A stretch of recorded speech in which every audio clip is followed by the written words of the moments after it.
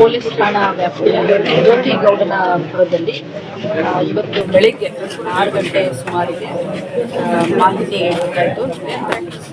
ಹಳೆ ಬಡಾವಣೆಯ ಅಂಬೇಡ್ಕರ್ ಅವರ ಬೋರ್ಡ್ ಹಾಗೂ ಹೊಸ ಬಡಾವಣೆಗೆ ಅಂಬೇಡ್ಕರ್ ಫ್ಲೆಕ್ಸ್ಗೆ ಕಿಡಿಗೇಡಿಗಳು ಅದನ್ನು ವಿರೂಪಗೊಳಿಸಿದ್ದಾರೆ. ಅಂದರೆ ಅಂಬೇಡ್ಕರ್ ಅವರ ಭಾವಚಿತ್ರವನ್ನು ಕತ್ತರಿಸಿದ್ದಾರೆ ಅನ್ನುವಂಥ ಮಾಹಿತಿ ಬಂತು.